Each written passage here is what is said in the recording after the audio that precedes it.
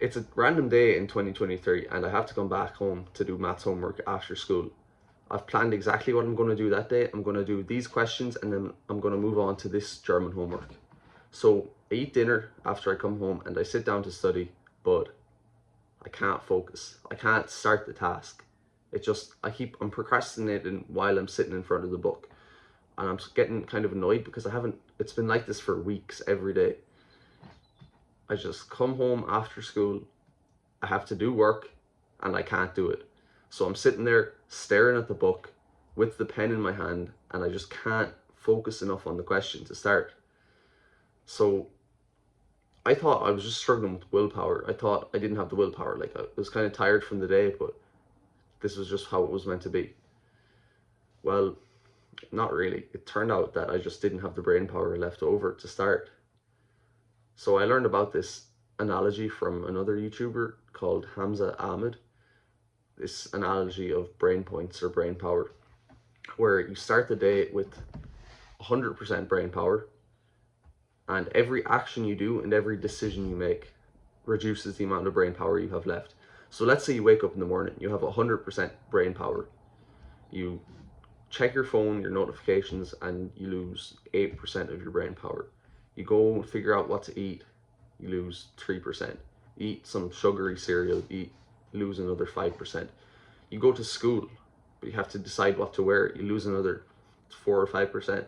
You go to school, you finish school, that's like 60% gone at least. So you have like 20% brain power left. Not doing the maths, but roughly. And you pick this study task, like say I had picked maths homework to do. But things have a minimum requirement of brain points to start, especially when they're these difficult, productive tasks like exam questions. So they might have a minimum, that maths homework probably had a minimum requirement of 35% brain power, and it doesn't take 35% of your brain power, but to actually start it, you need to have that much. But when you have more like 15 or 20% brain power, then you're going to procrastinate because your brain knows it doesn't have enough power to start it. So that's why you procrastinate so much. You've sapped too much of your brain power throughout the day. And you might ask, like, what do I do? I have to go to school, I have to eat, I have to figure out all these things. Well, that's why you have to prioritize the focus in your life. Because there's a reason you can't focus on your work. It's because you don't have the brain power. And you don't have the brain power because you're not prioritizing correctly. So if the priority in your life is school right now, you need to be focusing on school first thing in the morning as soon as you wake up if you want to make real progress in it. Whether it's sport, business, school, whatever the focus is, that has to come first, because that's when your brain power is at its max. And if it's the priority, it deserves to have your full brain power. So what I was doing was like waking up, doing all these random things, making all these small decisions and just sapping my brain power and then going to school. But for about 6 months before my final exams, I decided that they were the priority. I wanted to get good grades. That was the priority at that time in my life. So that was what I was doing as soon as I woke up. So I would wake up before school at about 5:30. School started at 9. And within a minute I was studying, I was working, I had picked maths to do first thing because maths was my worst subject by far. I was, after a year and a half of studying it for this exam, my average grade was about 35. And I decided I needed to focus on that the most, so that was the task that was getting my full brain points first thing in the day. And for 5 months of doing this, pretty much only doing maths first thing in the morning for about an hour and a half every day. I wouldn't study it after that. I went from 35% to 70%. And that was just out of sheer volume and focus. That's all it takes. A lot of people, I know this is a bit of a tangent, a lot of people think maths is some genetic skill you have. You can either do it well or you can't. It's just the amount of questions you've practiced. So when I had barely practiced any questions, I was getting 35%. When I practiced way more questions, 70%. The people who were the best at maths in my year were the people who did the most questions. Simple. The people who were the worst did the least amount of questions. It's a direct correlation. It's the amount of questions you do determines your skill level.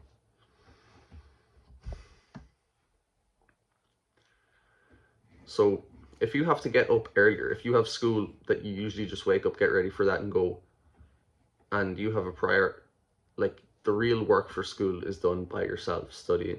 So if that's your priority, then if you have to wake up earlier, then wake up earlier, because it is worth it and it will make you progress so much faster, and you will enjoy your life more because you're progressing faster and because you can actually focus on the priority. So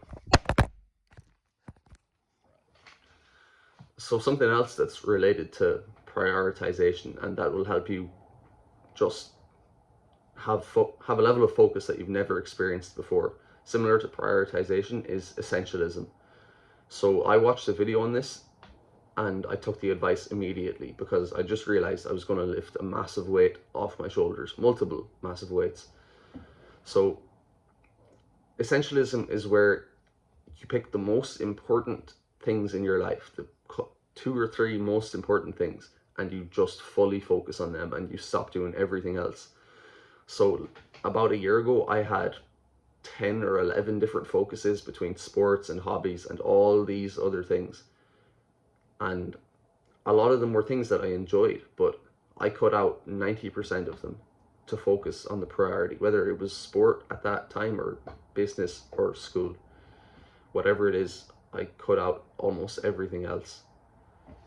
Because to really progress in an area, it takes about 80% of your mental capacity. If you want to really make progress in school or sport, you need to give it at least 80% of your being.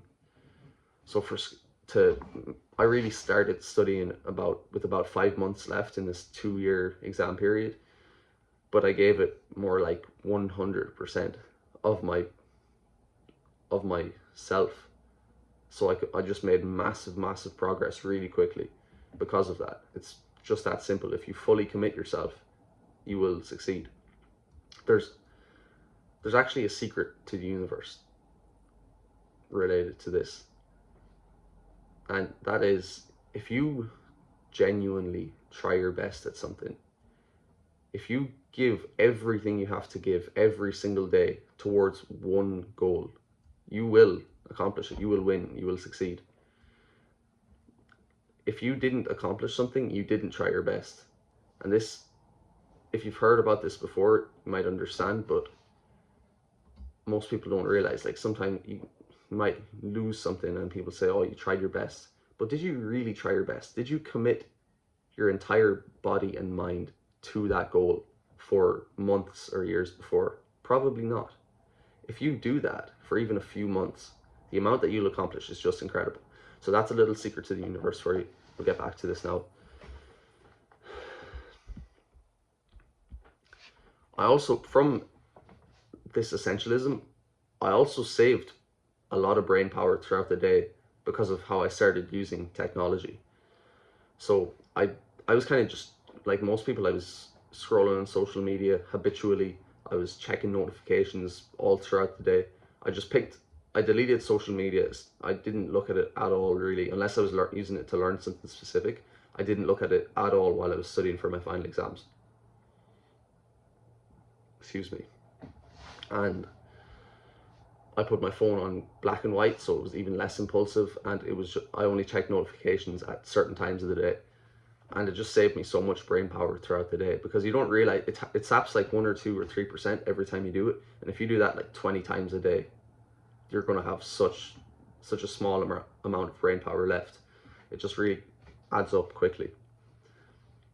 But the interesting thing was, when I started cutting out all these things that I enjoyed, or that I thought I was enjoying, my life got so much more enjoyable. It got so much more fun. I was so much happier, because I could actually focus on the priority. And when my focus wasn't scattered, I could actually enjoy like the small things in life. Like, I was enjoying nature and things like that. Crazy. And I was just happier. I was making more progress towards my goals, working harder, and I was happier. That's what more can you ask for? So I know this can be difficult to set up. There is a lot that goes into this. Figure out, like, how can I cut out this thing? I know it's not that important. It's not that important. I don't really need to do it, but it's still kind of one of those things, you know. Well, I have a school community where I make posts on this, on focus and productivity every day, and I answer individual members' questions. So if you have some crazy problem that you can't figure out related to focus or productivity, you can message me directly and I'll help you solve it. And even if I don't know how to solve it, I'll figure out how to solve it. I'll do research for as long as it takes to figure it out, because I genuinely want to help, because I know how frustrating this problem is. I know how much it holds you back, how unhappy it can make you. So I just really want to solve this problem. So if you'd be interested in that, if you think you'd find it helpful to get my you get a lot more personalized attention than in these videos, then you can go click the top link in the description right now and join right now. I hope you found this video helpful.